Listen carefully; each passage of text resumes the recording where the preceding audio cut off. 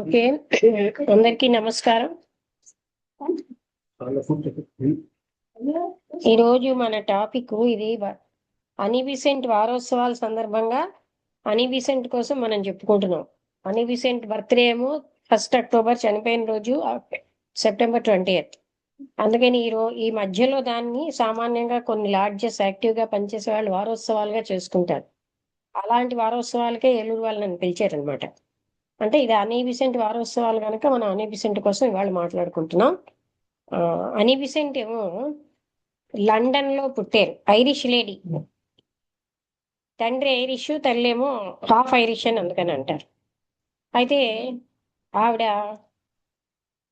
ఎటువంటి వ్యక్తి అంటే ఏదైనా ఏ సత్యం కోసం ఏమైనా అంకితం చేయగలిగే వ్యక్తి. అందుకే ఆవిడ యొక్క సమాధి మీద one who try to follow truth అని రాయించుకున్నారు. అంటే సత్యముని అనుసరించడానికి ప్రయత్నించిన వ్యక్తి. ఇప్పుడు నేను మీకు అందరికీ అబద్ధాలు చెప్పకండి అంటే మీరు హర్ట్ అవుతున్నారు. హర్ట్ ఎందుకు అవుతారట? మనలో అహంకారం లేకపోతే మనం హర్ట్ అవ్వం. కృష్ణమూర్తి గారు ఏం చెప్పారు? ఎవరికి అహంకారం ఉంటే వాళ్ళే హర్ట్ అవుతారు. ఇప్పుడు ఈ పిల్లాడికి చెప్తే వీళ్ళు ఎంత గట్టిగా దెబ్బలాడాను, హర్ట్ అవ్వలే. అహంకారం లేదు కనుక హర్ట్ అవ్వలే. మనం అదొక్కటే మనకు కొలత అండి. ఎవరైనా తిట్టినా నిందించినా హర్ట్ అవుతున్నాం అంటే మనకి ఇంకా అహం ఉంది. అయితే ఆవిడ సత్యానికి జీవితాన్ని అంకితం చేశారు. అది ఎవరు ఏమనుకుంటారు, ఇన్నాళ్ళు నేను ఇలా కాదు కదా, ఇప్పుడు అవేమీ ఆవిడ ఆలోచించేవారు. ఇది సత్యము ఆలోచించేవారు కాదు. ఇది సత్యము అంటే దానికి అంకితం అవడమే. తర్వాత ఆవిడ మంత్రముగ్ధుల్ని చేసేటట్టు చక్కగా మాట్లాడగలిగేవారు. మంచి వక్త, వేదాంతి, మంచి యోగా నేర్చుకున్నారు. అది కాకుండా యోగా అంటే మనం అన్నటువంటి ఆసనాలు కావండి, యోగంలో అంతర్గతంగా వెళ్ళగలిగేది. ఆ తర్వాత ఆవిడ ఎన్నో పుస్తకాలు కూడా రచించారు. అయితే ఈమె క్లర్జిమన్ భార్య. అంటే క్లర్జిమన్ అంటే అది ఒక పోస్ట్ అన్నమాట. ఫాస్టెస్ట్ అంటే కొంచెం హయ్యర్ పోస్ట్. ఆమెకి మ్యారేడ్ లైఫ్ మాత్రం అంత ఆనందదాయకంగా జరగలేదు. ఆవిడకి 2 పిల్లలు పుట్టారు. ఒక అబ్బాయి, ఒక అమ్మాయి. అయితే ఆ ఆవిడ అంతకు ముందు ఇంటర్మీడియట్, ఎస్ఎల్సి ఇంటర్మీడియట్ కట్టారు. నెక్స్ట్ డిగ్రీలో ఏం చేశారు వాళ్ళు, ఈవిడ అప్పటికే క్లర్జిమన్ భార్య అయినా చర్చిలో వాళ్ళు ఒకటి చెప్తారు, ఒకటి ఆచరించట్లేదు. అర్థమైందా మీకు? అంటే పేదల కోసం మనం ఉండాలి అంటారు, పేదలకేమోని వాళ్ళు పేదల నుంచే డబ్బులు కలెక్ట్ చేసేస్తున్నారు, వాళ్ళకి ఏమీ సహాయం చేయట్లేదు. ఆవిడికి ఉన్న నిజానికండి సత్యం పాటించే వాళ్ళకి ఈ డొంక తిరుగుడు వ్యవహారాలు నచ్చవు. ఆవిడికి క్రిస్టియన్ అయినా సరే చర్చికి వెళ్ళడం మానేసింది. ఎందుకంటే వీళ్ళెవరు పేదల కోసం ఏం ప్రయత్నించట్లేదు. అది మళ్ళీ భర్త చూస్తే క్లర్జిమన్ అయినా ఆవిడ చర్చికి వెళ్ళేది కాదు. అయితే ఆవిడ వెళ్ళకపోవడంతో సరికదా నాస్తిక సంఘ అధ్యక్షురాలుగా పనిచేసింది. సూర్యావతి గారు ఆవిడ నాస్తిక సంఘ అధ్యక్షురాలుగా పనిచేశారు. అంటే ఎందుకు? ఆవిడకి ఏంటంటే ఇందులో ఏమీను క్రిస్టియానిటీలో చెప్పేదొకటి చేసేదొకటి. ఇప్పుడు మీ అందరికీ అబద్ధం చెప్పొద్దు అనడంలో ఏంటంటేనండి రహస్యం, మనం ఎంతో కొంత తపశ్శక్తి ఆర్జించామనుకోండి, ఒక్కొక్క అబద్ధం వల్ల అది పోతూ ఉంటుంది. చాలా మందికి తెలియంది ఏంటంటే మనం ఎంతో కొంత శక్తి ఆర్జించుకున్నదంతా అబద్ధాల వల్ల పోతుంది. ఎందుకు అబద్ధాలు ఆడతామండి? నిజం చెప్పే ధైర్యం లేక. అంతేనా? కొంతమంది అవసరం లేకుండా అబద్ధాలు ఆడతారు. అప్పుడు నేను దెబ్బలాడతాను. అవసరం లేని దగ్గర అబద్ధాలు ఎందుకు ఆడతారు? అసలు అవసరమే ఉంది. మనం ట్రాన్స్పరెంట్ లైఫ్ జీవిస్తే లోపాయకారి జీవితం మనకి. అలాంటి జీవితం ఎందుకు జీవించాలి? ఇదంతా కూడా అజ్ఞానం కారణం అండి. బాడీ నేను అనే ఐడెంటిఫికేషన్తో జీవిస్తాం. నేను నా శరీరం ఎన్ని చెప్పనండి. ఇవాళ పొద్దున్న మలయాళ స్వామి అదే చెప్పారు. ఆ శరీరం నేను అన్నది అంతకీ వదలరు వీళ్ళు. ఎవరు వదలగలుగుతారు? ఎవరికైతే ఆ తపన. ఏ తపన? అవేళ ఒకరోజు నేను అడిగాను, మీకు గుర్తుందా మీరు ఎవరున్నారో కానీ, మీకు ఆధ్యాత్మిక తపన ఉందా అని అడిగాను. మీరు ఉన్నారా అప్పుడు? మీ ఎవ్వరికీ ఆధ్యాత్మిక తపన లేదన్నారు. ఏమిటండి ఆధ్యాత్మిక తపన? అలా భజనకి వెళ్ళడం, వెళ్ళి ఎక్కడెక్కడో మందిరానికి వెళ్ళడం, అలా గురువును ఒకసారి విండో షాపింగ్ లాగా ఈ గురువు దగ్గర ఆ గురువు దగ్గర ఆ గురువు దగ్గర చూడడం, ఇది కాదండి ఆధ్యాత్మిక తపన. కోవిళ్ళకి వెళ్ళడం, కొబ్బరికాయలు కొట్టడం, ఊదొత్తులు వెలిగించడం, ఇది కాదు ఆధ్యాత్మిక తపన. ఇది మీరు అనుకుంటే కాదని జ్ఞానంతో తెలుసుకోండి. అదంతా స్వార్థకరమే. ఆధ్యాత్మిక తపన అంటే దైవం కోసం తపన, సత్యం కోసం తపన, ఆత్మతత్వము లేదా బ్రహ్మం కోసం తపన. ఎవరికి ఉందండి బ్రహ్మం కోసం తపన? అందుకే మీకు ఆధ్యాత్మిక తపన లేదన్నాను. అవునా కదా? అవునా కదా? నిజమా కదా? చెప్పండి. మరి పౌరుషపడవలసిన అవసరం ఏంటి? ఎంతమంది బ్రహ్మం కోసం తపిస్తున్నారండి? ఎంతమంది అండి ఆ పరమసత్యం కావాలని తపిస్తున్నారు? ఆ విగ్రహాల్లో దేవుడు ఉన్నాడని పట్టుకుని వేలాడుతున్న వాళ్ళకి బ్రహ్మం ఎప్పుడు, ఎన్ని జన్మలైతే దొరుకుతుందండి? I right? లేకపోతే నాకేదో లోపాయికారిగా నేను ఎవరికి తెలియకుండా పూజలు చేసేస్తే ఆయన నా కోరికలు చేసేస్తాడు. నేను నా కోరికలే మిథ్య, వాటిని పట్టుకు వేలాడుతున్నాం అంటే ఏంటి? అజ్ఞానాన్ని పట్టుకుని వేలాడితేనా? చెప్పండి. మీరు ఏం వదిలేరు అన్నది అవసరం అండి. ఏం పొందుతున్నారు? భగవంతుడు ఎందుకంటే మీరు మేట నొక్కితే ఆయన మీ కోరికలు తీర్చేటటువంటి మెషినా? ఎంత చీపుగా చూస్తున్నారండి. అందువల్ల మీకు భగవంతుడు కాదు, ఆయన అనుగ్రహం కానీ ఏమీ దొరకదు. ఎందుకంటే ఆయన వీటన్నిటికీ అతీతమైన స్థాయిలో ఉన్నాడు. ఆ బ్రహ్మ తపన అన్నది కొంతమంది వాళ్ళకి వస్తుందండి. మరి నాకు చిన్నప్పటి నుంచి వచ్చింది. అందువల్లే అదే నాకు గైడెన్స్ అయింది. నా పక్క వాళ్ళకి ఇదేమిటో తెలిసేది కాదు. నాకు కూడా అది చెప్పడం తెలిసేది కాదు. ఎందుకంటే చిన్నప్పుడు పదాలు తెలియవు కదండి. కానీ ఒక టైప్ ఆఫ్ తపన ఉండేది. ఎంతో చిన్నప్పటి నుంచే. అది వస్తే చిన్న వయసు నుంచే వస్తుంది. అయితే ఆ తపన వల్ల ఏంటి? ఎందులో తృప్తి రాదు. అందుకే వీళ్ళందరూ ఇలా వదిలి, అలా వదిలి అని అవేవి నేను చేయలేదండి. ఆ తపన ఉన్నవాళ్ళు ఆటోమేటిక్‌గా అన్నీ వదిలేస్తారు. అది పెద్ద కష్టం అనిపించదు. వదిలేస్తేనే ఇవన్నీ ఆటంకాలుగా ఉంటాయి. నువ్వు అలా సెక్స్ జీవితం గడుపు అంటే అది ఎంత ఇబ్బంది అనిపిస్తుందో. అందుకే నేను మ్యారేజ్ ఇష్టపడలే. ఎందుకంటే టీనేజ్‌లో కూడా అబ్బాయిలు, అమ్మాయిలు, అమ్మాయిలు అనుకుంటారు. నాకది ఎంత ఇబ్బందిగా, నా దగ్గరికి చాలా మంది అబ్బాయిలొచ్చేవారు. కానీ ఆ అబ్బాయిలకి నేను నిరంతరంగా ఇటువంటి విషయాలు, భగవంతుడని పేరు లేకుండా సబ్జెక్టు ఈ విషయాలు చెప్పేదాన్ని. చాలా మంది అబ్బాయిలొచ్చేవారు. అబ్బాయిలు, అమ్మాయిలు, పెద్దవాళ్ళు, ముసలివాళ్ళు, చిన్నపిల్లలు అందరూ వచ్చేవారు. కానీ నాకర్థమైందేంటంటే ప్రతి ఒక్కరికి ఆత్మతత్వం కావాలి గానీ పాపం వాళ్ళకి తెలియదు కావాలని. అందరూ ఎప్పుడెప్పుడొస్తావా అని ఇష్టపడి వచ్చేవారండి. ఈ మనుషులు ముదరైపోయిన తర్వాత అహంకారం పెరిగిపోతుంది. నేను ఒకప్పుడు 10థ్ క్లాస్‌లో స్కూల్ నుంచి వస్తూ పెద్దయితే నాకేం వస్తుందనుకున్నాను. అహం వస్తుంది, అంతకంటే ఏమీ రాదు. సత్యమా కాదా మీరు చెప్పండి? నిజమే. నిజమైన అనుభూతి చిన్నప్పుడే ఉంటుందండి. ఆ పెద్దయితే ఆ అనుభూతి ఏం పెద్దది పెరగదు. అహం పెరిగిపోతుంది. ఓ మాట అంటే నన్నంటారా? నేను శరీరాన్నన్న అజ్ఞానం పెరిగిపోతుంది. అది తిష్ట వేసి కూర్చుంటుంది.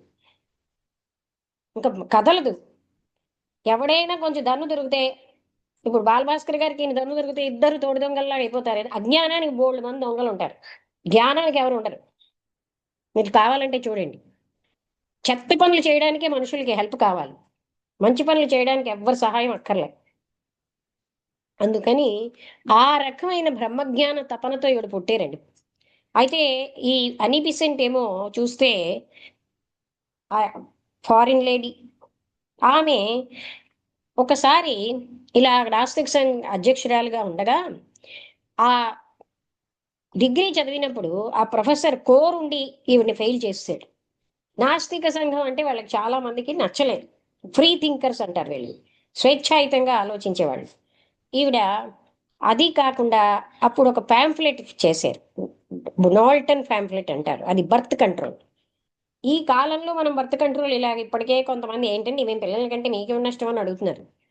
ఆ టైంలో మరి బర్త్ కంట్రోల్ అనే దాన్ని నిషేధంగా చూశారు. మా నాన్నగారు అలాగే ఆ కాలంలో ఎవ్వరు బర్త్ కంట్రోల్ చేయనప్పుడు ఆయన వెళ్ళి ఎవరికీ చెప్పకుండా వెళ్ళి ఆపరేషన్ చేయించుకుని వచ్చేసాడు. ఇంట్లో చెప్తే వద్దనొచ్చు, ఇంకోటనొచ్చు అవన్నీ అని. అంటే రిఫార్మర్స్ అలా ఉంటారు, సంఘ సంస్కర్తలు. అలాగే ఆడపిల్లలకి చదువులు కావాలి అని మేము, అంటే బిఫోర్ 60 ఇయర్స్ ఎవరు ఆలోచించేవారు కాదు. అది కూడా వేరే కాపురం పెట్టి మమ్మల్ని చదివించారు. ఆయన వెస్ట్ బెంగాల్‌లో ఉంటూ తక్కువ మనీతో సింపుల్ జీవితం గడుపుతూ మిగతా మనీ అంతా, అంటే మా అమ్మగారు, నాన్నగారు ఎంతో త్యాగం చేయబట్టి మేము చదివాం. ఎందుకంటే అక్కడ ఆంధ్రాలో చదువులు లేవు. వెస్ట్ బెంగాల్ మేమున్న దగ్గర. అవన్నీ కూడా 8థ్ క్లాస్ వరకు కాన్వెంట్ చదువు ఉండేది. మిగతావి హిందీ చదువులు. మా అక్కలేమన్నారంటే మాకు తెలుగు చదువులు కావాలన్నారు. మా అమ్మగారికి 25థ్ ఇయర్స్ వచ్చేసరికల్లా మా అక్కలు 6థ్ క్లాస్‌కొచ్చేసారు. సో, నేనప్పటికి ఒక సెకండ్ క్లాసో ఎంతో చదువుతున్నాను. నేనక్కడికెళ్ళాను. అందుకని ఇక్కడ చెప్పొచ్చేదేంటంటేనండి, అలాగ మా నాన్నగారు కూడా ఆలోచించారు గనక, ఆ కాలంలో ఆడపిల్లలకి చదువు కావాలన్న వాళ్ళలో ఈవిడ ఆ టైంలో నాల్టన్ పాంప్లెట్, తర్వాత ఎక్కడ అన్యాయం జరుగుతోంది మ్యాచ్ మేకర్స్ యూనియన్ అంటే అగ్గిపుల్లల కంపెనీ, అక్కడ ఆవిడ అధ్యక్షురాలుగా పనిచేశారు. ఆ తర్వాత అక్కడ ఏమైతే అన్యాయం జరుగుతుందో దాన్ని సెట్ చేశారు. ఇంకా ఆవిడకి ఎప్పుడైతే అంటే భర్త ఆవిడని చాలా బాధలు పెట్టేవాడు, ఇంట్లోంచి తగిలేసాడు. అప్పుడు ఆవిడ, అందరూ ఏం చేస్తారు, ఏడుస్తూ కూర్చుంటారు. ఆవిడ ఓటమిలో కూడా ధైర్యంగా ముందుకెళ్ళారు. ఆవిడలో ఉన్న గొప్పతనం ఏంటంటే కష్టాన్ని చూసి అయ్యో కష్టం వచ్చేసింది నాకే అంటూ సెల్ఫ్ పిటితో, మనందరికీ మన మీద మనకు జాలి ఎక్కువ. ఆధ్యాత్మిక జీవితంలో సెల్ఫ్ పిటి విషం లాంటిది అంటారు. జాలి పడాలంటే ఇతరుల మీద పడాలి, మన మీద మనం పడకూడదు. ఆవిడ ఏం చేశారు అప్పుడు, ఒక పిల్లవాడిని తీసుకెళ్ళిపోయారు ఆయన, ఒక పిల్లని ఉంచారు. ఈ నాస్తిక సంఘ అధ్యక్షురాలుగా ఇవన్నీ ఉంటూ ఉంటే ఇంకొక పిల్లని కూడా కావాలని కోర్టులో కేసేసి ఆయనే నెగ్గి వెళ్ళిపోయారు. ఆ లాయర్లు కూడా అప్పుడు అలాగే ఉండేవారు. తర్వాత ఆవిడ చాలా కష్టం కలిగింది. పాపని కూడా తీసుకెళ్ళిపోతే చాలా బాధ కలిగింది గానీ, ఆవిడ అప్పుడు తను ఏ లాయరు లేకుండా ఆవిడే వాదించినా అప్పుడు గెలవలేదు. గెలవలేదు కదా అని ఆవిడేమి ఓడిపోయానని బాధపడుతూ, బాధ ఉంటుంది. అలా మనం ఏం చేస్తాం, ఇంక పని చెయ్యం, ఏం చెయ్యం. నాకు దుఃఖం వచ్చింది అనుకుంటూ ఏదో దుఃఖం జీవితంలో వీళ్ళకే వచ్చినట్టు కూర్చుంటారు. అంతేనా కాదండి? అందరికీ వస్తాయి దుఃఖాలు. ఆ దుఃఖాన్ని ఎలా మనం వాడుకుంటాం, అదే కదా షేక్స్పియర్ అన్నారు. Sweet or the uses of adversity. దుఃఖ కాలాన్ని అదే బ్లెవెట్స్కి కూడా అంటారు. దుఃఖ కాలాన్ని సద్వినియోగం చేసుకుంటే ఎంతో మధురంగా ఎంతో గొప్ప పనులు చేయొచ్చు. దుఃఖం నాకే వచ్చేసింది అని బాధపడేవాడు అహంకారే. ఆ రకం అహంకారం. నన్ను అనేశారు, అదొక అహంకారం. ఏమిటి వీడు ఒక శరీరమా, ఎంత అజ్ఞానం, నువ్వు శరీరానివయ్యా అని మనం జ్ఞానులు కూడా వీళ్ళని బోధించాలా? అందుకే చూడండి, సద్గురువులు ఎప్పుడు కూడా నిర్దాక్షిణ్యంగా నిష్పక్షపాతంగా చెప్తారు. మలయాళ స్వామి ఎంత నిర్దాక్షిణ్యంగా చెప్తున్నారండి, ఆయన సద్గురువే. రమణ మహర్షి ఎంత నిర్దాక్షిణ్యంగా చెప్పేవాడు. ఇప్పుడు మన ఈ టైప్ మనుషులకండి ఒక ఫాల్స్ గురువు ఉండాలి. నువ్వు శరీరానివయ్యా, నువ్వు జాగ్రత్తగా ఉండవయ్యా, మిగతా వాళ్ళని పట్టించుకోకయ్యా, నీ అభివృద్ధి చూసుకోవయ్యా, స్వార్థంగా బతుకయ్యా అని చెప్పే గురువుల దగ్గరికి వీళ్ళు వెళ్తే వీళ్ళకి సరిపోతుంది. అవునా కదా? నాలాంటి గురువులు కొంచెం కష్టం, ఎందుకంటే ఉన్న సత్యం చెప్పేయడం అంటే బాధాకరంగా ఉంటుంది. నీ శరీరం ఏంటయ్యా, నీ శరీరం అంటే అంటాను నేను. శరీరం నేను అని ఏడుస్తున్నావు, ఏడుపు మాను అని అంటే అనుకదా నేను. శరీరం నీ పనిముట్టయ్యా, నువ్వు శరీరం కానే కాదు, మనస్సు నీ పనిముట్టు. అవి రెండు నేనని ఏడుస్తావేంటి? నువ్వే శరీరం కానప్పుడు నీ వాళ్ళు ఎవరున్నాయరయ్యా, నా వాళ్ళు అంటావు అంటారు. అందరు సత్పురుషులు ఇలాగే అన్నారు కదండి. అవన్నీ వదులుకుంటే గాని ఆత్మజ్ఞానం వైపు వెళ్ళలేం. ఆహా అలా కాదండి, నా భార్య నాకు ప్రీతి, నా పిల్లలు నాకు ప్రీతి, వాళ్ళు నాకు దగ్గరే ఉండాలి, ఆత్మజ్ఞానం కూడా నాకు పక్కనే వచ్చేయాలి, పిల్లలు భార్యతో పాటు పక్కకు వచ్చేయాలి. ఎలా వస్తుందండి అది? మనుషులు అలా ప్లాన్ చేస్తున్నారు. ఇవన్నీ వదులుకుంటే గాని ఆత్మజ్ఞానం అన్న క్వశ్చనే లేదు. వాళ్ళకి ఎంతో 1000 ఆమడల దూరంలో ఉంటుంది. నా వాళ్ళు అనుకున్న వాళ్ళకి ఆత్మజ్ఞానం యొక్క శక్తి రాదు. ఎవరెలా అనుకున్నా, ఎన్ని సంవత్సరాలైనా, భవిష్యత్తులోనైనా, గతంలోనైనా ఇదే విషయం అందరూ చెప్తున్నారు. మనకి నచ్చక మనం వదలం. మనకి మోహం ఎక్కువ, ఆశలు ఎక్కువ, నేను శరీరాన్నన్న అజ్ఞానం ఎక్కువ, అది వదలలేము. అదేనండి అని బిసెంట్‌కి మనకి తేడా ఏంటంటే, ఆవిడ ఇంట్లోంచి పంపించినప్పుడు విషం సీసా తీసుకొని చనిపోదామని వెళ్ళినప్పుడు, ఆవిడకొక సౌండ్ గాలిలోంచి వినిపిస్తుంది. ఎన్నో రోజులు త్యాగం త్యాగం అని కలలు కన్నావే, ఈ మాత్రం కష్టం సహించలేవా అని. ఆవిడ తెలియకుండా వెంటనే ఆ సీసాలు విసిరేస్తుంది. ఆ ప్రయత్నం వదిలేసి మళ్ళీ వెనక్కొస్తుంది. అది పరమగురువు యొక్క టోన్ అనమాట. తర్వాత ఆవిడ గ్రహించుతుంది. అప్పుడు కూడా ఆవిడకి తెలిసిందది. కానీ ఎవరు అది అని తెలియలేదు. తర్వాత ఒకాయన విలియం స్టెడ్ అని, ఆయన "నువ్వు ఎక్కువ తప్పిస్తావే, అవన్నీ ఇందులో ఉంటాయి" అని సీక్రెట్ డాక్ట్రిన్ అని మేడం బ్లవెట్స్‌కి రాసిన పుస్తకం. అది ప్రపంచ ప్రసిద్ధి చెందిపోయింది అప్పటికే. అది మాస్టర్స్ నా చేత రాయించారని చెప్పారావిడ. ఆకాశిక్ రికార్డ్స్ చూపించి నేను రాశానంటారు. ఆ పుస్తకాన్ని సమీక్షించడానికి అని బిసెంట్‌కిచ్చారు. అని బిసెంట్ ఆ పుస్తకం చదివి, మనం ఈనాడు చదివితే మనకు అర్థమే కావట్లే. ఆవిడ ఆ పుస్తకం ఎంత తపన ఉందో, సత్యతపన. ఆ పుస్తకం చదివి, ఇది చదివినా రాసిన ఆవిడ దగ్గరికి నన్ను తీసుకెళ్లరా అని బతిమాలారు. సరే అని ఆయన తీసుకెళ్ళాడు. ఆ బ్లెవెట్స్కీని చూడగానే నన్ను మీ శిష్యురాలుగా అంగీకరించండి అని అంటుంది.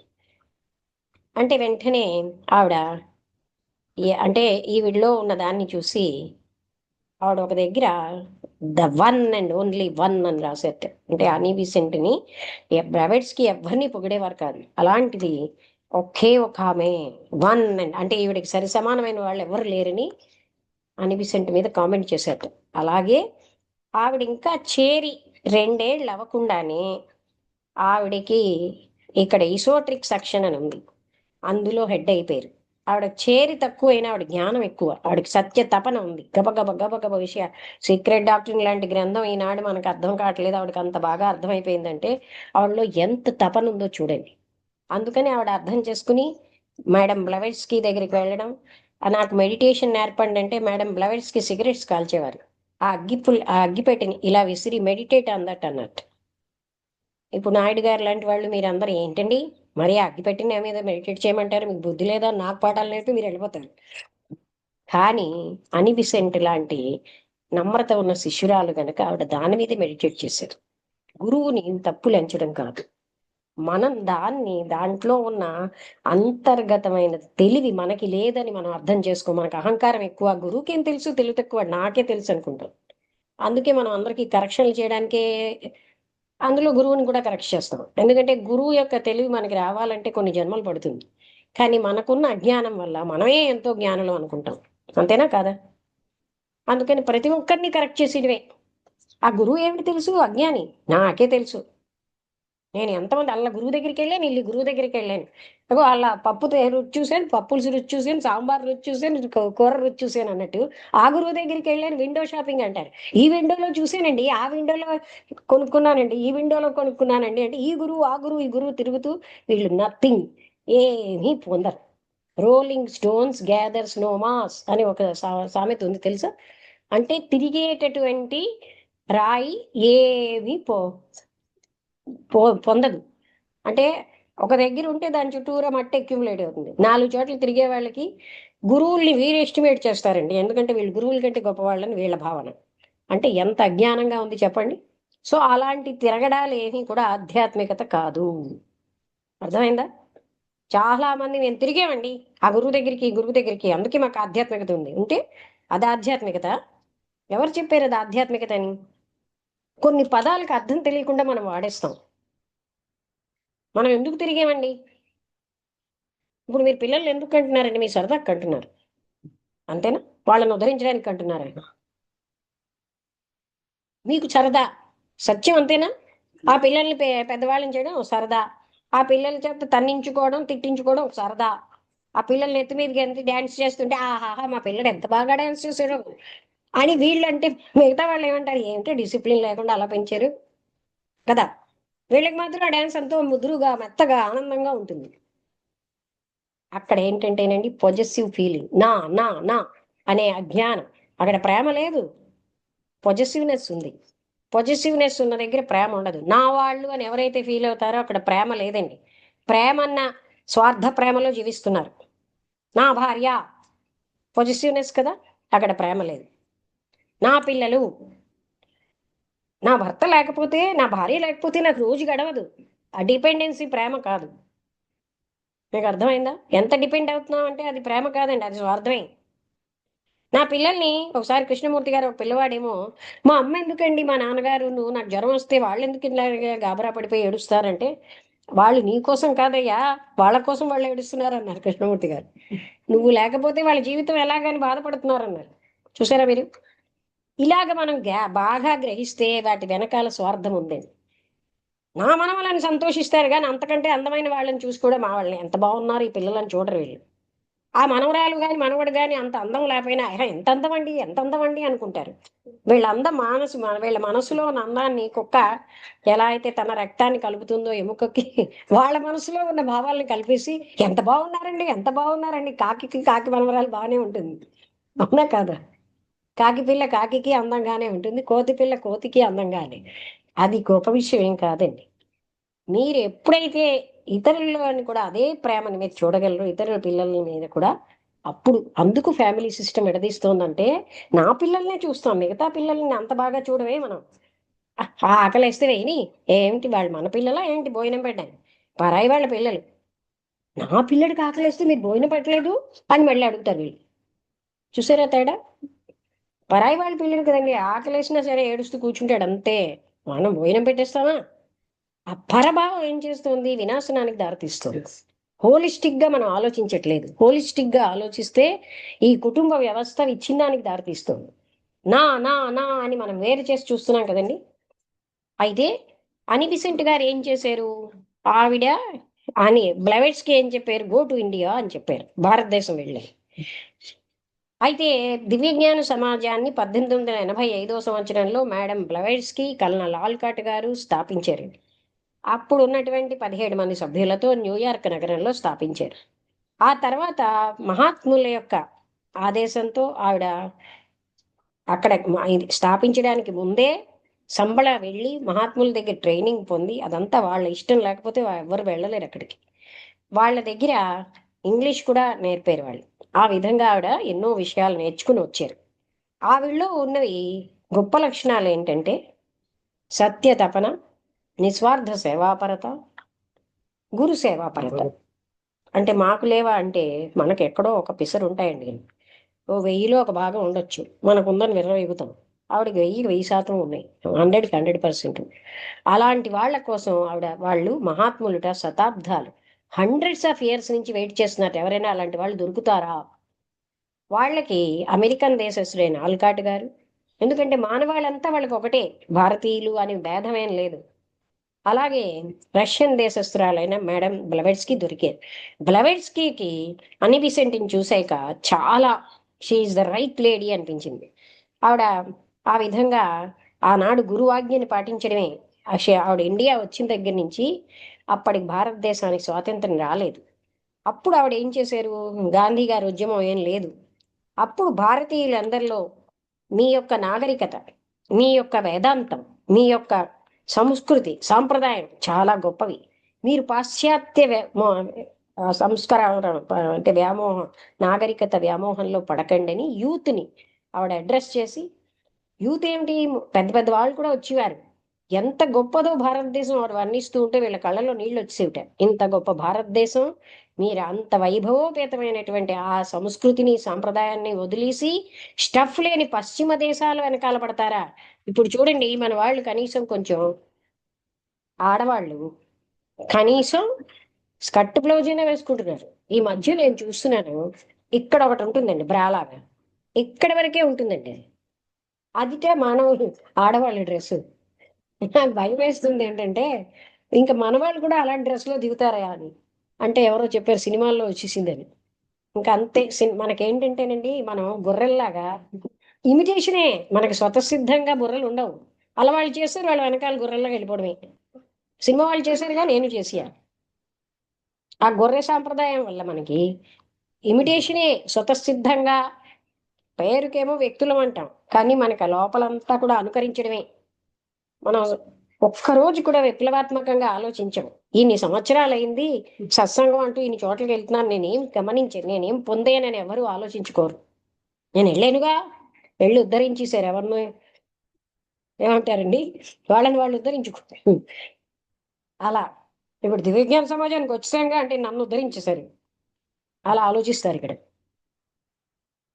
మనం మన కోసం చేస్తున్నామండి ఏదైనా సరే. ఇక్కడ ఒక దివ్యజ్ఞాన సమాజ మీటింగ్లో hidden side of large meeting అని తెలుగులో రాసి ఇచ్చారండి మన రాయలసీమ ఫెడరేషన్ వాళ్ళు. ఎప్పుడైనా చదువుదాం ఇక్కడ. అందులో ఏంటి రాశారంటే, మొన్న ఇతనికైనా ఎవరికి చెప్పానండి, మీరు లార్జ్ మీటింగ్కి రండి, ఆ రోజు అక్కడ మహాత్ములు ఉంటారు అన్సీన్గా. మిగతా ఇతనికి చెప్పాను, ఇంకా ఇంకా పెద్ద ఆయన ఎవరికో చెప్పాను.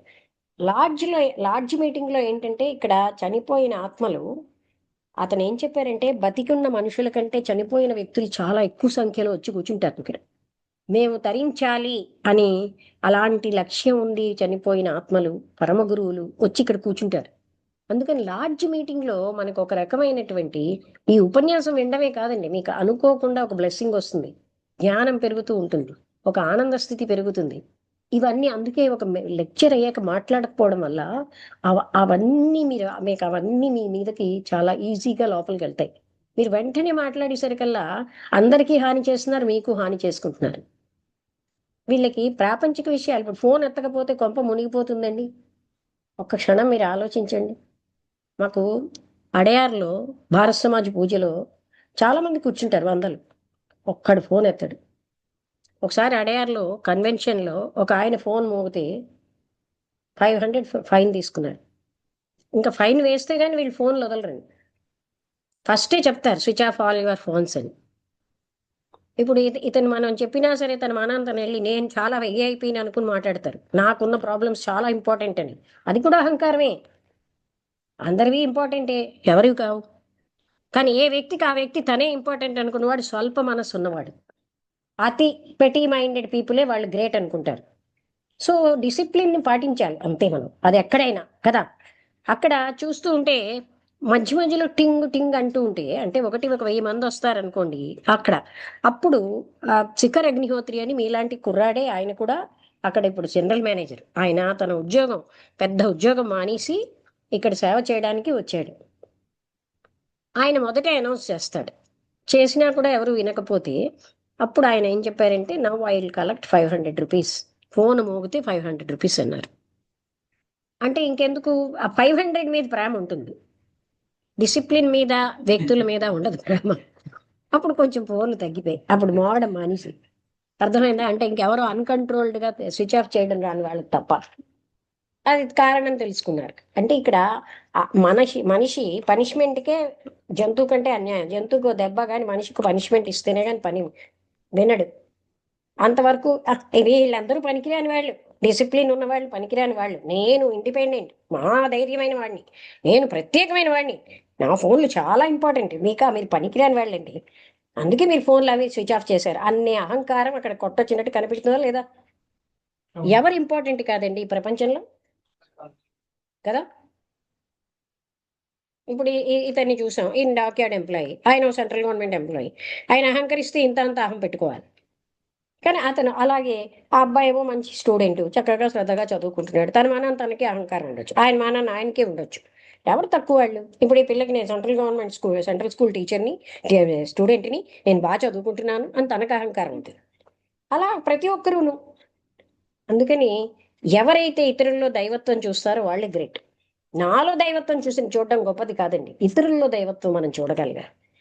అయితే అనీ బిసెంట్ ఏంటంటే, ఆవిడ ఎప్పుడైతే ఇండియా వచ్చారో చూశారు ఇక్కడ వాళ్ళకి వాళ్ళ దేశాన్ని వాళ్ళు పరిపాలించుకోవాలని తెలియట్లేదు. అందుకని ఆవిడ మీటింగులు పెట్టి, మీ దేశాన్ని పరాయి వాళ్ళు పాలించడం కాదు, మీరే పాలించుకోండి అని స్వాతంత్ర ఇచ్చని జాగరూకం చేశారు హిందువులలో. మీ దేశాన్ని పరాయి వాళ్ళు పాలించడం కాదు, మీరే పాలించుకోవాలి. ఫస్ట్ గాంధీ గారి కంటే ముందు అనీ బిసెంట్ జాగరూకం చేశారు. ఆ తర్వాత భారతదేశ వైభవాన్ని చెప్పారు. ఆ తర్వాత ఇండియన్ నేషనల్ కాంగ్రెస్ రెండుగా చీలుంది. ఆవిడేమోని అంటే కామన్వీల్ అని ఒకటి, తర్వాత ఏమో ఫస్ట్ అధ్యక్షురాలు ఇండియన్ నేషనల్ కాంగ్రెస్కి ఆవిడే. అయితే యువతల పాలిటిక్స్లో అవతల యోగాలు, అవతల మంచి లెక్చర్స్ ఇవ్వడం. అయితే ఈవిని ఈ బ్రిటిష్ వాళ్ళని పంపించి ఇండియా అవన్నీ ఉన్నాయి కదా, ఆవిడ పత్రికలు అవన్నీ నడిపేవారు. టైమ్స్ అంటే దాని పేరు ఇండియన్, జ్ఞాపకం లేదు ఇప్పుడు. ఆ తర్వాత ఆవిడ్ని అరెస్ట్ చేశారు. అరెస్ట్ చేసేసరికల్లా దాన్ని ఇంటర్మ్ అంటారు, అంటే మద్రాసులోనే అక్కడ. అప్పుడు టైమ్స్ ఆఫ్ ఇండియా కాదు, అప్పుడు వేరే. అయితే ఆ టైంలోనేమో భారతీయులందరూ ఇలా చాలా మంది అనమాట ఆవిడ అమ్మ అమ్మ అని పిలిచేవారు, ఆవిడని విడిపించమని. ఎందుకంటే ఆవిడ చెప్పే మాటలు వీళ్ళందరి హృదయాల్లో తాకుతున్నాయి. అంటే ఇంతమంది యాజిటేషన్ చూసి అప్పుడు వదిలేశారు ఆవిడ. ముందు జైల్లో పెట్టిందే రెండు వదిలేశారు. ఇంతమంది భారతీయులు ఆవిడ పట్ల ఉన్నారని తెలిసింది. ఆవిడ భారతీయ వనితలాగే ఆవిడ చీర కట్టుకునేవారు, కింద కూర్చునేవారు, ఫోర్కులతో స్పూన్లతో తినేవారు కాదు, చేత్తో తినేవారు. అన్ని భారతీయ అలవాట్లు, మఠం వేసుకుని కింద కూర్చునేవారు. అలాగా అసలు తెలిసింది ఏంటంటే, గత జన్మలో ఆవిడ ఒక పరమగురువు యొక్క కూతురుట. భారతదేశంలో ఆవిడేమోని ఆ కాలంలో సముద్రం దాటి వచ్చిన వాళ్ళని అంటరాని వాళ్ళుగా చూసేవాళ్ళు. అందుకని కోవిల్లోకి వెళ్ళనివ్వలే. అయితే అక్కడ వేదం చదువుతూ ఉంటే ఆ అతన్ని పిలిచి, అక్కడ వాళ్ళని పిలిచి ఆయన రాంగ్ చదువుతున్నాడని చెప్పింది. కరెక్ట్గానే అక్కడ రాంగే. మరో దగ్గర కూడా అలా చెప్తే నీకు వచ్చా వేదం అన్నట్టు, నాకు రాదన్నాడు. కానీ ఆవిడ రెండు రాంగులు పట్టుకుని చూపెట్టింది. ఆ విధంగా తర్వాత ఆవిడ కూడా సంస్కృతం ఇవన్నీ మేడం బ్లవెట్స్కి నేర్చుకున్నారు, ఆల్కాట్ గారు నేర్చుకున్నారు, మనం నేర్చుకోం. మనం హిందువులం అంటూ అహంకారం పోయే మనకు వచ్చు. మా తాతలు తాగేయండి, మనం ఎంత గొప్పవాళ్ళం అండి, ఎంత గొప్పవాళ్ళం, ఆ లంచం లేకుండా ఒక్క పని చేయమండి, అంత గొప్పవాళ్ళం అండి. ప్రజలు హిందువులు అంతేనా కాదు? పాపం ఆ రాజేష్ చెప్తూ ఉంటాడు, ఏ ఆఫీస్కి వెళ్ళినా లంచం వెంట. వాళ్ళ భూములు ఎవరో తీసుకున్నారని ఆ రకరకాల ఆఫీసులకు వెళ్తే లంచం పెడితే కానీ డబ్బులు వాళ్ళు చూడటం లేదు. అంటే మనం ఎంత గొప్పవాళ్ళం చూసారా? ఏ ఆఫీస్కి వెళ్ళండి లంచం పెడితే పని. అంటే అదండి హిందువుల గొప్పతనం. అలాంటిది ఆవిడ చూశారు. ఇక్కడ ఆడపిల్లలకి, ఆవిడ హిందూ లేడీస్ పట్ల చాలా గౌరవం ఉండేది ఆవిడకి. వాళ్ళని ఏనాడు వైహం అనేవారు కాదుట. ఆడపిల్లలను చదివించాలి, విద్య అన్నది ఇక్కడ అవసరం. ఆడపిల్లలే కాదు, మగపిల్లలే కాదు, ముఖ్యంగా ఆడపిల్లలు. చైల్డ్ మ్యారేజెస్ నిరోధించారు. ఇంత చిన్నప్పటి నుంచే మ్యారేజెస్ కరెక్ట్ కాదు. అలాంటివన్నీనండి టీకా అన్నదాన్ని ఆవిడ. ఎందుకంటే ఈనాడు మనం వ్యాక్సిన్ తీసుకుని, వ్యాక్సిన్ తీసుకున్నావా లేదా, లేదా తీసుకున్న వాళ్ళు ఎంతమంది చచ్చిపోతున్నారు, ఎంతమంది కాళ్ళు పాడైపోయి, ఎంతమంది రోగాలు పాలైపోయారు. సోమిరెడ్డి గారు అయితే పాపం నర్వస్ సిస్టమ్ అంతా పాడైపోయింది. ఎవరైనా అది చెప్తారండి? ఆవిడ షీ వాజ్ ఎగైన్స్ట్ వ్యాక్సినేషన్. వ్యాక్సినేషన్ అంటే ఏంటి? ఆ క్రిములు లోపల ప్రవేశపెడతారు. మీకు తెలుసా ఆ విషయం? ఆ క్రిములు, ఏ క్రిములు అయితే వల్ల జబ్బు వస్తుందో ఆ క్రిములే మనకి ఇస్తారు. అందుకని షీ వాజ్ అగైన్స్ట్ వ్యాక్సినేషన్. ఆ కాలంలోనే ఆవిడ ఏం చెప్పారంటే, పిల్లలకి భోజనాలు పెట్టాలి స్కూల్స్లో, పౌష్టికాహారం పెట్టాలి. ఈనాడు మనం ఇన్నాళ్ళు పట్టింది దాన్ని ఇంప్లిమెంట్ చేయడానికి, కానీ ఆనాడు బిఫోర్ ఇండిపెండెన్స్ ఆవిడ చెప్పారు, పిల్లలకి స్కూల్లో భోజనాలు పెట్టాలి, అది కూడా పౌష్టికమైన ఆహారం ఉండాలి.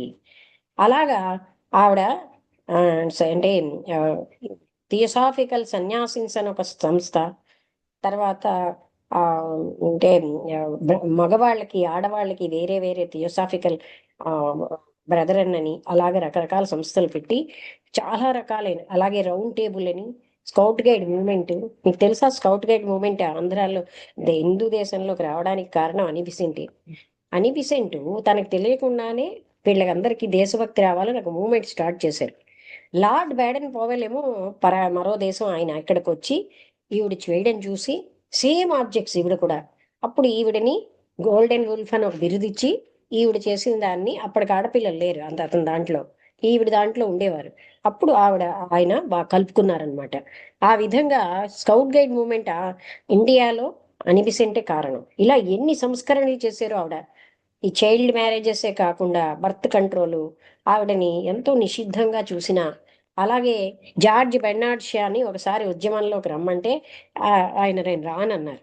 ఓహో, మీరు చే అంటే వీల్ చైర్ వీల్ చైర్ రాజకీయవేత్తలా అన్నట్టు ఆవిడ. అర్థమైందా? అంటే చైర్లో కూర్చుని మీరు పనులు చేస్తారా అని.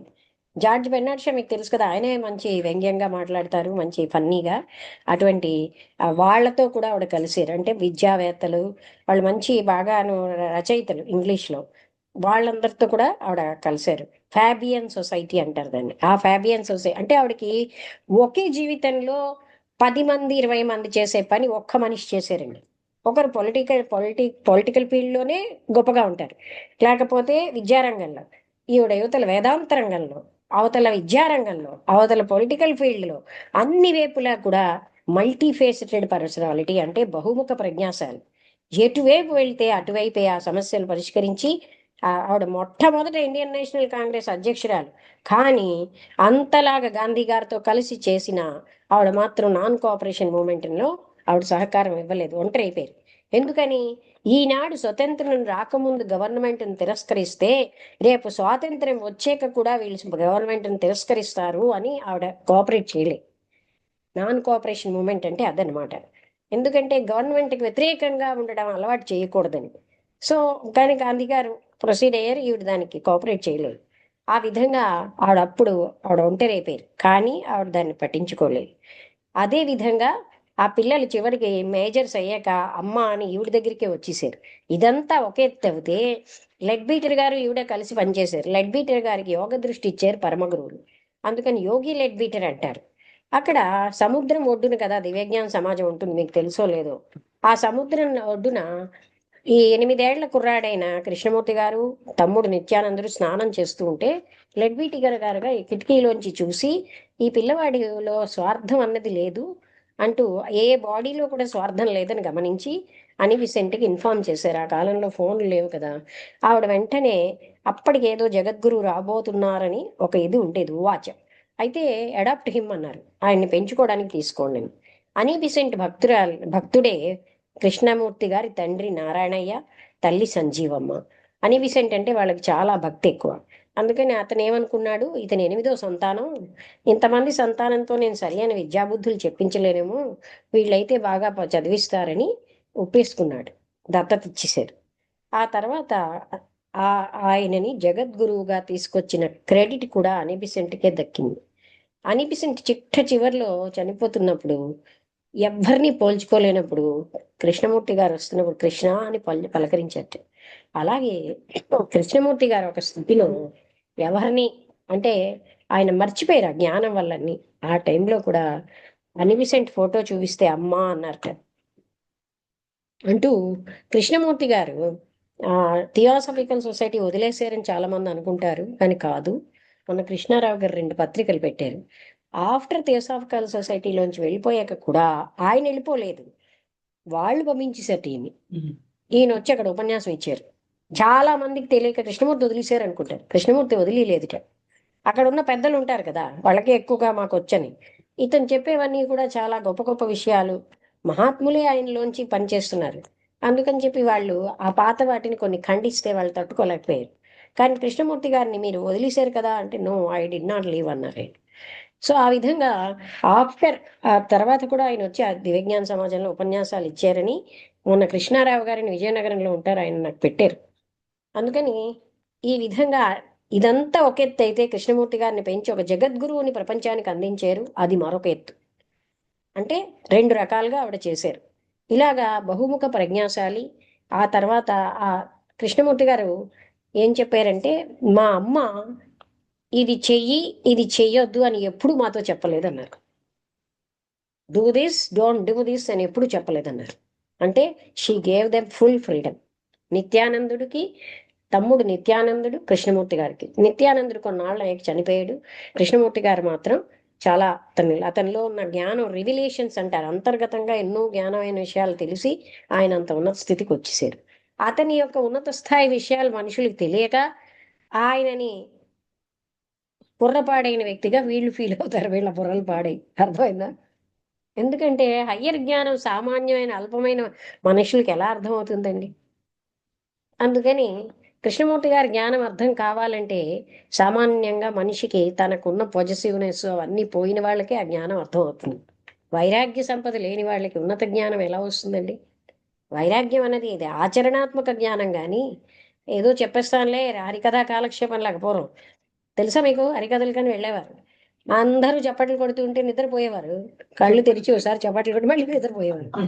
మళ్ళీ అందరూ చప్పట్లు కొట్టేస్తూ ఉంటే ఒక ఆయన స్పీకర్ గా వచ్చారు. ఆయన ఏమంటున్నారంటే, జనరల్ గా ఒక గొప్ప స్పీకర్ ఏం చెప్పేట, ఒక ఆవిడ శుభ్రంగా నిద్రపోతున్నదిట. ఆ తర్వాత ఆ స్పీచ్ అయిపోయాక ఎక్సలెంట్ స్పీచ్ అందిట ఆవిడ. చెప్పారు చెప్పారు అలాగా అలాగా అంటే అది కాదు, నిద్రపోవడానికి తగిన విధంగా అవకాశం వచ్చింది ఆవిడకి. అంటే అతను జోక్ చేశారు మొట్టమొదటే, అలాంటి స్పీచ్ అలాంటి వేలో కాదు అన్ని. అంటే ఎక్సలెంట్ స్పీచ్ అన్నారనగానే మన అందరికీ వాత పెట్టినట్టు లెక్క కదా. మీరు సరిగ్గా వినకుండానే ఎక్సలెంట్ అంటారండి. అందుకని జాగ్రత్తగా వింటే గాని ఎవరు ఏమిటి ఎంత లోతు చెప్పారో ఎవరికి తెలియదు. అందుకని అలాంటి అని బిసెంట్ బహుముఖ ప్రజ్ఞాశాలండి. తర్వాత ఆవిడ ఎన్ని బెనారస్ హిందూ యూనివర్సిటీ అని బిసెంట్ చేటే స్థాపించబడింది. ఆవిడ తర్వాత దాన్ని మదన్ మోహన్ మాలవీయ అన్న ఆయనకి ఇచ్చేశారు. అలాగే ఎన్ని colleges, university, central Hindu college, ఇవన్నీ కూడా ఆవిడ ద్వారానే స్థాపించబడ్డాయి. అంటే విద్య ఒకవైపు, ఆడపిల్లల యొక్క సంస్కరణ, ఆ చైల్డ్ మ్యారేజెస్ని ఇచ్చేయడం, బర్త్ కంట్రోల్, ఇలాంటి ఎన్నో రకాలైన సంస్కరణలు చేసి ఉన్నతంగా ఏంటంటే ఆధ్యాత్మిక విద్యలో ఆవిడకి వెళ్ళిన లోతులు. ఆవిడ ఒక పుస్తకం రాశారు, స్టడీ ఇన్ కాన్షియస్నెస్ అని. ఎంత ఎంఏ చదివిన వాళ్ళకి అది అర్థం కాదు, ఎందుకంటే ఆవిడకి వెళ్ళిన లోతులు అలా ఉన్నాయి అందులో. అందుకే అక్కడ భాష వచ్చినా చాలదు, లోపల జ్ఞానం ఉండాలి. ఇప్పుడు థియోసాఫికల్ సొసైటీలో మెంబర్షిప్ ఆషామషి కాదు. ఎందుకంటే ఇప్పుడు మీ అందరికీ నేను ఇస్తున్నాను, కానీ సామాన్యంగా మీరు రైట్ అని వాళ్ళకి ప్రూవ్ అవుతే కానీ ఇవ్వరు. ఇక్కడ విజయనగరంలో మిమ్మల్ని మెంబర్ అవ్వమంటే వాళ్ళు ఆయన ఇవ్వరు. వాళ్ళు లాడ్జికి రానియండి అప్పుడు ఇస్తాం అంటారు. అంటే మీరు రెగ్యులర్గా లాడ్జికి వచ్చి కొంత లాడ్జ్ వర్క్ చేసి కొంత మీరు ఏ రకంగా ఉన్నారు వాళ్ళు కూడా స్టడీ చేస్తారు. నిజంగా ఆధ్యాత్మిక తపన ఉందా, ఉట్టిన మెంబర్ వాళ్ళు ఉందా, అవి చూసి ఇస్తారు. థియోసాఫికల్ సొసైటీలో మెంబర్షిప్ తక్కువ కదా అని ఎవరిని పడితే వాళ్ళని తీసేసుకోరు, టెస్ట్ చేస్తారు. నాకేంటంటే మీ యొక్క ఇది తెలుస్తోంది కనుక నేను ఇస్తున్నాను తప్ప మెంబర్షిప్ అంత ఈజీ కాదు ఇక్కడ. ఒకప్పుడు పెద్ద పెద్ద ప్రొఫెసర్లు, సైంటిస్టులు వాళ్ళు ఇందులో మెంబర్లు. మామూలుగా వాళ్ళకి కావలసిన జ్ఞానం అందుకనే బాలభాస్కర్ గారు లాంటి వాళ్ళు నిద్రపోతున్నారంటే వాళ్ళకి ఈ జ్ఞానం అక్కర్లే, వాళ్ళకి సత్యతపన లేదు కదా. ఆ కీస్తు ఇలా అనేసాడు అలా అనేసాడు, అదంతా హాలూసినేషన్స్ అంటారు. హాలూసినేషన్ అంటే అర్థం తెలుసా, వాళ్ళు ఊహించుకుంటారు, ఆ ఊహించుకున్నవన్నీ కనిపించిపోతూ ఉంటాయి. అది అలాంటి హాలూసినేషన్స్ అనేవి భగవంతుడికి ఉండవండి. అది భక్తికి ఆయన స్పందిస్తారు తప్ప, భక్తి అంటే స్పందించి అతను ఏమి కనిపించిపోడు ఎవరికిను. వీళ్ళ మనసుల్లో ఉన్న భగవంతుడిని వీళ్ళు చూస్తారు, వీళ్ళ సబ్ కాన్షియస్లో ఉన్న భగవంతుడు. అందుకని అసలైనది ఏంటి అంటే వైరాగ్యం లేకపోతే భగవత్ తపన, భగవంతుడి యొక్క లేదా సత్యం అనేది ఉండదండి. ఫస్ట్ అందుకే మహా గొప్ప సంపద అంటారు వైరాగ్యాన్ని. మామూలుగా మనుషులకి డబ్బులు సంపద అయితే, నిజమైనటువంటి జ్ఞానం ఉన్న వాళ్ళకి వైరాగ్యమే పెద్ద సంపద. వైరాగ్యం ఉన్న వ్యక్తి ఆనందం, ఆనందం సామాన్యమైన ఆనందం కాదు.